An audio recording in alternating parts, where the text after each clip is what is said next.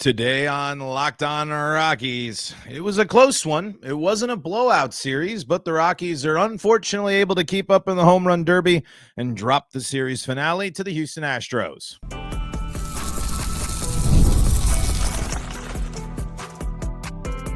You are Locked On Rockies, your daily Colorado Rockies podcast, part of the Locked On Podcast Network, your team every day.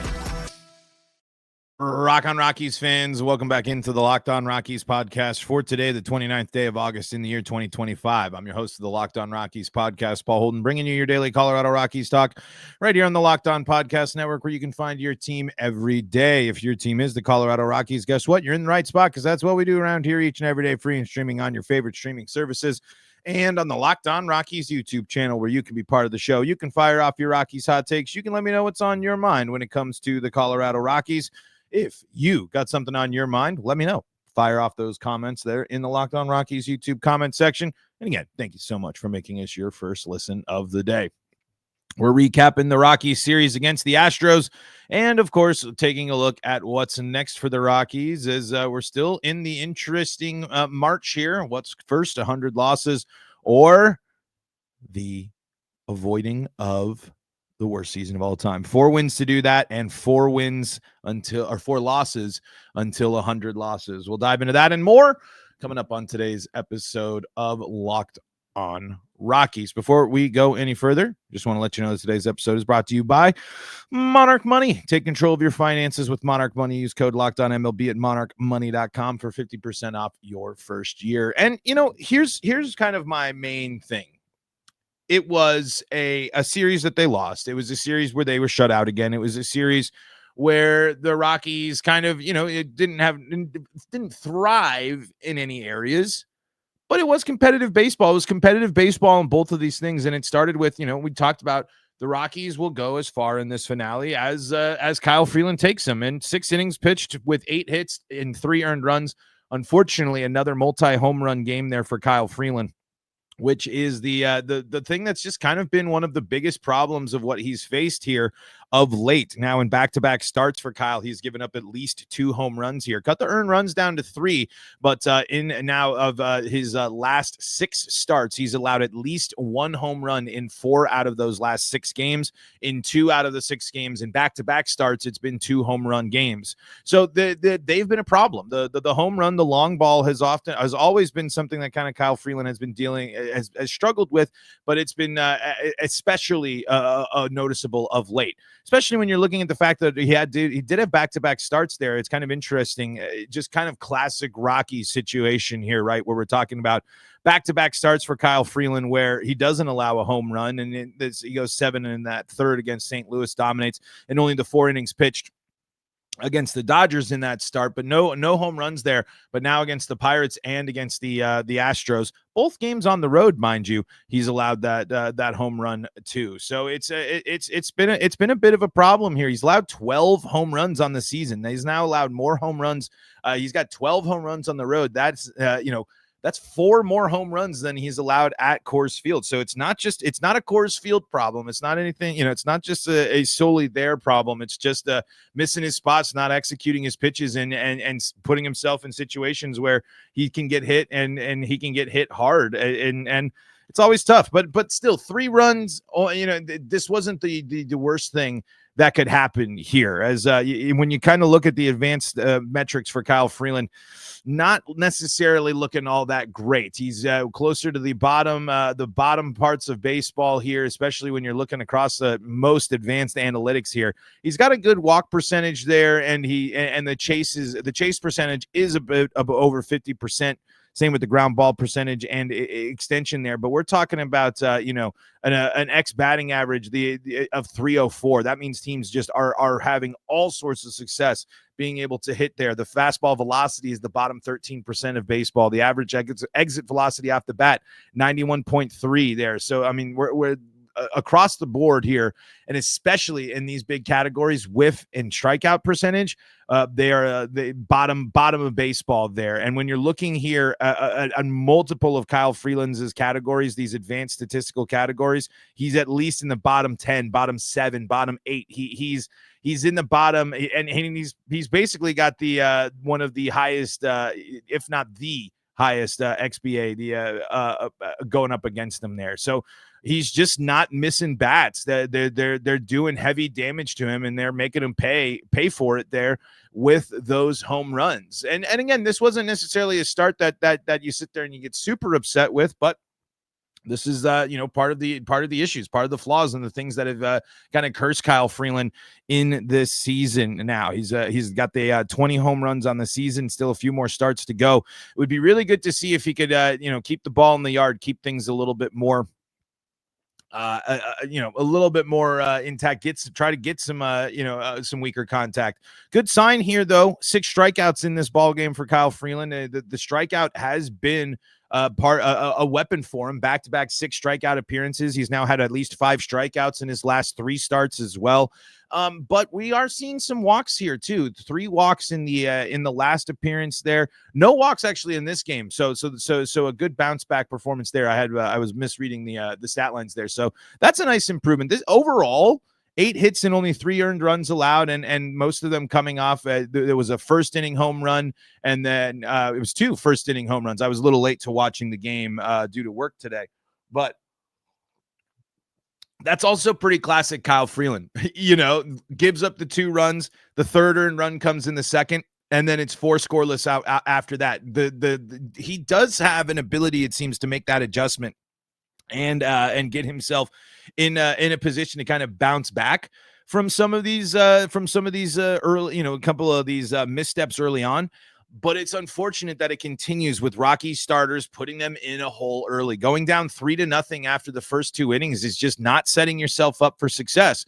But the good news and the good sign is the Rockies offense was alive today. The Rockies offense, they dealt with their biggest issue of the year, which continues to be strikeouts, and a strikeout a lot they did, but they got a couple of big home runs. They got a couple of key base hits as well, and we're right there with the Astros. I mean, this was a game where, again, they didn't get left behind. They did show their resiliency a little bit, and they did show their ability to get after a pitcher that hasn't necessarily been as good as we've seen the first 2 there. The Rockies tagging Alexander there for 7 hits, 3 earned runs, a walk. 8 strikeouts, though, including the 2 home runs there by Fernandez and Ezekiel Tovar. Good to see Jan Keel put the bat to ball and get himself a nice little his 2nd home run of the season. Get himself something going there. His one of his better offensive performances of late, as he's kind of scuffled a little bit. But again, keep giving him the chance, keep giving him the opportunity. The dude's 22 years old. As the rest of the season rolls on, this should be opportunities, and little moments like that matter. Games like this matter for Fernandez when he goes 2 for 2 in official at bats there before getting pinched hit for, including that home run and driving in one of the Rockies' 3 runs there. And of course, you'll love to see that Ezekiel Tovar hits another home run and continues to show his impact on the lineup there. But so many strikeouts. Freeman, 2 strikeouts. Moniak, 2 strikeouts. Karros, 2 strikeouts. Beck, 2 strikeouts. Doyle, 3 strikeouts. Tovar, 2 strikeouts. Just you can't keep getting blown away like that. That is just such a huge problem, a huge red flag for the Rockies offense as that one continues there. And it's young guys in the lineup too. We know that, but this was one where you were kind of like hoping, all right, this is the pitcher that doesn't necessarily have the same amount of stuff as the other 2, but still was able to go out and get 8 strikeouts there against the Rockies here. As Alexander's got 46 strikeouts. So, again, he doesn't have as many innings pitched as the other starters that we saw there. 46 strikeouts and 54 innings pitched. Certainly are it's part of that tool, part of that toolbox there. So not like the Rockies were going up against a guy that doesn't strike out a lot of guys, but still, when they're getting blown away like that, it's just hard to get anything going, mixed with the fact that you're also 1 for 7 with runners in scoring position, leaving 10 guys on base. When you look at those numbers, that those just show you had the opportunity to be in this game. You had the opportunity to come back, put the pressure on, plate some runs, But when you have those unproductive outs, especially from the guys that make up the key, the middle, the meat of your order, you're going to fall short. You're not going to come up with those wins. And the Rockies were able to execute in game one when they needed to with runners in scoring position. But 1 for 7 and 10 left on base there with 13 strikeouts shows you part of the problem, especially when you're talking about the fact that they drew 4 walks as well. Getting that those are some ample free opportunities and some moments that the Rockies had when this game was tied throughout a good chunk of it. And the Rockies just couldn't break through until a late homer was the difference maker there off of Peralta there in the 8th inning. So it was a good performance from Mejia there. He had the walk, but that was the only damage. Got the strikeout there as well. Only 1 hit allowed from Peralta in that 8th inning, and it was a home run. That's how it goes. That's when in close ball games, that's relief pitching, right? That's just the way she goes sometimes. All right, let's put a bow on this series here and look ahead for the Rockies at what's next. We do that all coming up on today's episode of Locked On Rockies.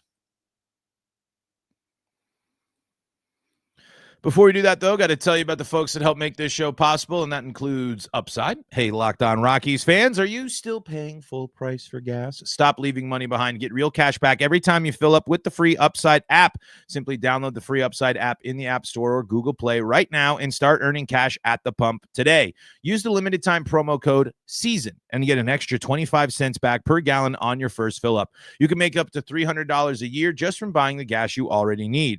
At first, you're going to think it's too good to be true, but it's totally legit. Real people are getting paid just to make their daily commutes, and you can too. Plus, you can cash out anytime to your bank account, PayPal, or an e-gift card for Amazon and other brands. Don't let this offer drive on by. Download the free Upside app now using the limited time promo code SEASON for a limited time. 25-cent per gallon bonus. That's promo code SEASON, SEASON. Offers vary by user and location. Go to upside.com for terms and conditions. Locked On Rockies here, back at it for segment number 2 of today's episode of Locked On Rockies. And before we go anywhere, we need your help. We have an important request. Locked On wants to hear from you. We've put together a survey to learn more about our listeners and make your favorite podcasts even better. This is your chance to tell us what you like, what you don't, and answer questions about our advertising. Go to lockedonpodcast.com/survey to get started. Everyone who completes the survey will be entered for a chance to win one of 10 $100 Amazon gift cards. Again, that's lockedonpodcasts.com/survey. You can also find the link in the show notes. Thank you so much for helping us out. All right, so let's put a bow on this series here. Overall, it's a series loss here, but when you're talking about the Rockies going on the road and competing in 2 out of 3 against the Astros, and it was a shutout. They were, the better team won, like we talked about yesterday. This is kind of one of those series where, yeah, it's a bummer, but you don't leave with a horrible taste in your mouth. And yes, it's me splitting hairs and making it like, oh, feel better about the Rockies in this series. There, they still lost. Oh, let's play the little tiny violin. But the Rockies actually tied the Astros in scoring in this series. Both teams scoring 9 apiece. This is a road series here where the Rockies hung with a division winner. This was we asked for Kyle Freeland to keep the Rockies in the game, and for 6 innings, he kept the game close, and the Rockies offense was able to bounce back and make it a tie game. We asked the Rockies to play competitive baseball, and that's what they've done. So again, it doesn't make you feel any better. It doesn't change the fact that the Rockies are 4 losses away from their 3rd straight 100-loss season. It doesn't make you feel any better about the fact that the Rockies lost 2 games in a row. The fact that the Rockies have only got 1 win in their, 1 win in their last 6-7 games. Let me take a look here. And let's see here. That is 1 win in their last 7 games. That's not necessarily any reason to be sitting here and patting anybody on the back. I understand that. But we are asking for a team to bounce back on the road. We are asking for the team to play a more competitive game of baseball in this series after really just getting destroyed by the Pirates. I mean, they didn't put when you score 1 run across 3 games and you get shut out twice in the series, granted against good pitching, we understand. We are reminded in this series and last series how far these young Rockies hitters have to go. But for the Rockies to be right on par with the Astros in this one, and for them to lose off a guy that hit a 2-home run day, that's not the worst situation in the world. It's not the worst spot for the Rockies to be in, especially when you're kind of considering the fact that this was a lineup, again, that's mostly of young guys, mostly of rookies, guys making their opportunities. Before Kyle Farmer goes into the game, Tovar and Doyle and Moniak are the most experienced players on the field here, going up against a division leader, a team that's hoping that they have another World Series aspiration with a lineup of Altuve, Correa, and Walker, and so many more. The Rockies handled Carlos Correa in this series, which was pretty fascinating in this one. He got the hit in game 1, and the Carlos Correa only getting the one hit does pick up the couple of walks there too, but seeing even a little success, little moments like that, being able to have success against some of the good players.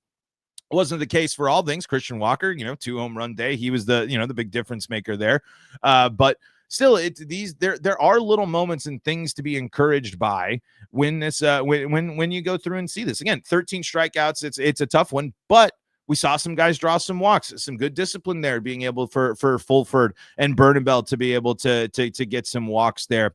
It just shows that, again, this as much as we continue to want to see these guys develop and grow on the field, it is going to be in the back of our minds. It is okay. A lot of these guys are still facing strikeout problems. A lot of these guys are still facing issues where they're looking a little bit outmatched there. How are we going to beef up that comfort level throughout the rest of the season? And I think, just part of it's going to be opportunity.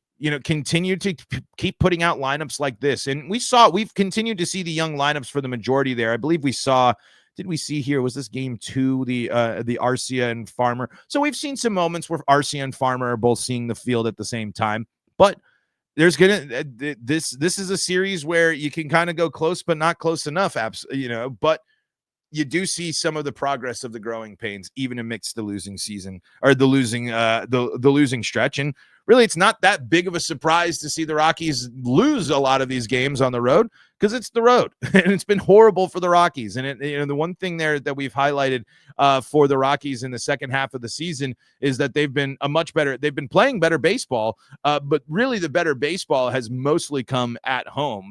The Rockies here, you have yet to win a series on the road here oh, no, that's not true. They won the St. Louis series. I'm sorry.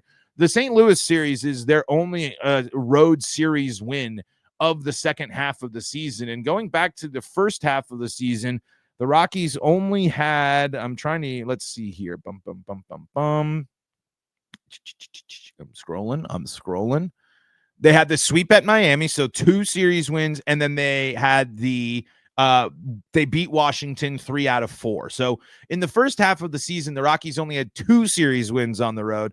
Not too surprising to see them only have the 1 road series win here so far. And again, Pittsburgh, it's a little bit frustrating. Pittsburgh, you'd like to see them perform more, but it's that combination of again, the Rockies, the young Rockies offense, when matched up against good pitching, have struggled.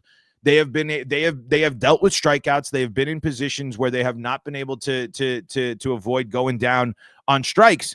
That's a huge problem. And that's what leads to these losses. And that's what leads to 3 shutouts. And just like we were talking about, only the 1 win in the 7, 3 shutout losses in their last 7 games. That's not good for the offense. That's not a good sign. As much as we're sitting here and saying, oh, it was competitive, it's good stuff, there's still the worrying trends. There's still the worrying signs of everything.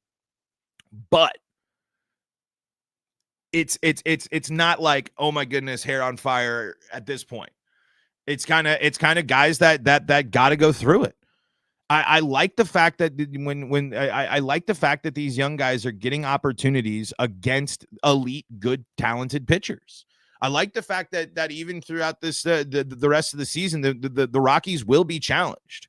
The Rockies can't just, as a lot of guys, as mentioned on the broadcast here, are going to be playing through September, deeper into the year than they've usually played. This is the challenge here. You've puffed up your chest a little bit. You've shown a new life in the second half of the season, but that ain't going to stop. That ain't stopping any of these other teams that are way ahead of you. That ain't stopping these other teams from trying to come into town or welcome you into their ballpark and kick your butt. So every day is an opportunity for these young Rockies players to be able to start making the adjustments and start fixing things that they need to start fixing heading into the offseason and heading into the year.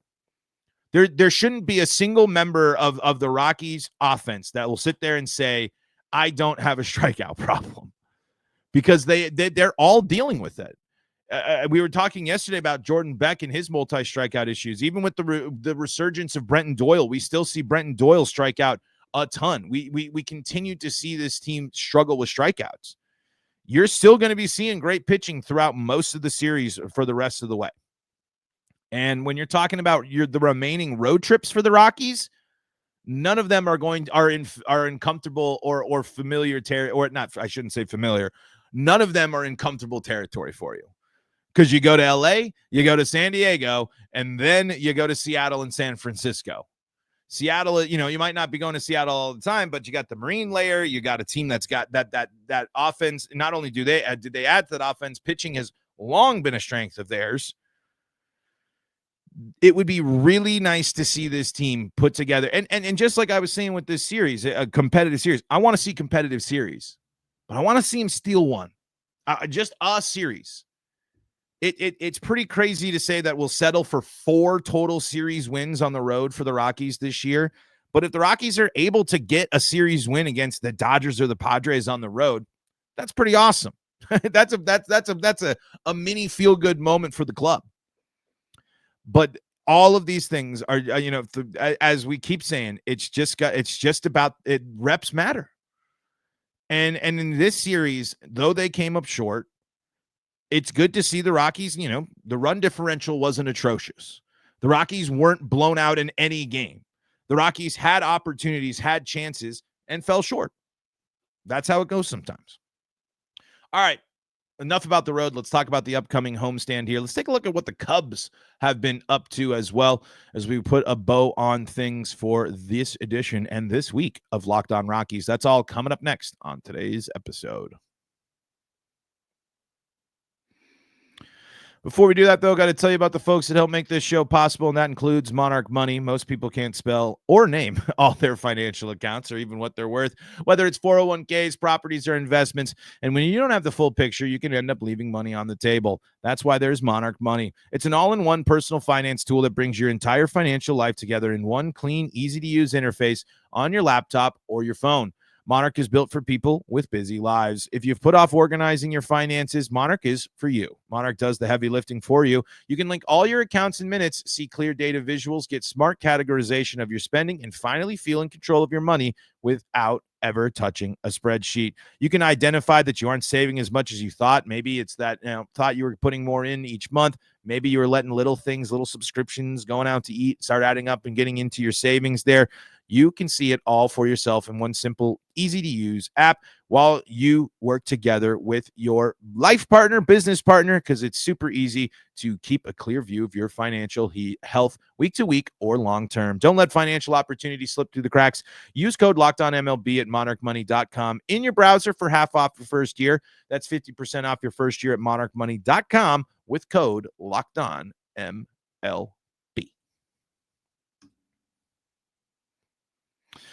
Locked On Rockies here, back with you for your segment number 3 of today's episode of Locked On Rockies. What's on your mind, Rockies fans? How are you feeling about the state of the Rockies? It's been another tough stretch there. I feel like I'm trying to find some of the silver linings, a little bit of the sugar coating there. As it's as much as we want to look for the positives, it's still been a not a good stretch of Rockies baseball. One of the thing that I really, really want to see about the team when they get things back in order, when the Rockies are back to being a competitive team, when the Rockies are back in a position where we'll know that they're in a better spot. It's when they don't go on such painful runs in between moments of solid baseball. That's what was so nice about the start of the season, or the second half of the season, from July 18th until the August 2nd there. The Rockies did not go on any longer than 2-game losing streaks. But since that time, the Rockies have gone on an 8-game losing streak and a 4-game losing streak, and have gotten in a situation where they've lost 6 of their last 7. it's just these long, painful, drawn out stretches that really just make things a big pain in the butt sometimes for the Rockies, and a big pain in the butt watching them sometimes is because it's just like, man, you put these stretches together, but then it's just like it's just for a week it's got to be painful, for a week it's got to be tough. And it could be matchups, it could be going on the road, it could be a million, you can look at a million things. But that's just one of my things where it's just like, man, I'd really like to see them have a nice stretch, especially when you're talking about before the Rockies going on this stretch here. The Rockies had won 6 of their last 7 games. Had a stretch where they had won 6 of their last 7 games there before heading into August 19th. There, having a 4-game winning streak as well. So it just goes to show you that the Rockies are still very much a streaky team, very much hot and cold in some areas, and still have plenty of time to put together a season where they can salvage things at least a little bit in terms of record wise. But it's not going to be easy, again, as the talent we've said is good. Rockies are getting German Marquez back for the this matchup here as the Cubs head to town. Cubs only 35-33 away from Wrigley Field here, but Cade Horton on the bump here. He's got a nice looking line here, 2.88 ERA and a 1.16 whip in 93 innings pitched. He's allowed 80 hits to 77 strikeouts there, 29 walks in that time, and 8 home runs. So walks might be something to watch there. Compare that to German Marquez, who's 3-11 with a 5.67 ERA, a 1.64 whip, and 98.1 innings pitched, 126 hits. Again, it's just Rocky starters and hits. It is just crazy to see. I mean, it's not that crazy, I guess, when you really think about it, but it doesn't make it any less, not awful to look at when you see the fact that the Rockies just can't stop giving hits up from their starters. 46 more hits allowed from German Marquez and 5 more innings worth of work there. Close on the strikeouts here. So again, maybe not necessarily the biggest tool there for them, but both of them still able to get the strikeout and get the job done. Like we were saying, walks being a factor, 35 walks for German and 13 home runs here. Cubs heading into this series here were just swept by the Giants at San Francisco. So they're looking to get the offense rolling here as they just, I believe, let's see, how did they do against the Angels? They had they were living the sweep life there, sweeping the Angels, then getting swept by San Francisco, going back and forth. Also taking 3 of 4 from Milwaukee. And what is this? Okay, yeah, it was postponed. So yeah. 3 of 4 from Milwaukee. So pretty good stretch of baseball for the Cubs before this sweep in San Francisco. And the Cubs here, where are they at in terms of the standings here? They are trailing Milwaukee by about 6.5 games. So that's looking a little bit tough for the Cubs there, but the wild card certainly still an option. They're sitting pretty right now, up 3.5. They got the number 1 wild card spot right now. Rockies would be in a position where they can shake things up and knock them down a peg. The Padres are going to be rooting for that, certainly. So are the Mets, the Reds. Giants at 6.5 games back. I mean, I guess we can't sit there and officially call them done, but at 6.5 back, the Giants are at 7, or the Diamondbacks are at 7, and the Cardinals are at 7. Are we saying that those teams got a chance here as well? Might be stretching it a little bit. Major difference going into this game here. Another prime example of the run difference, the massive differences in run difference there. Negative 349 for the Colorado Rockies. The Cubs coming into town at plus 113. But again, like I mentioned, a much, much better team at home than away. 41-25 for the record at home for the Cubs, 35-33. And the Rockies have played better, their best baseball at home in the second half of the season here. So, Rockies.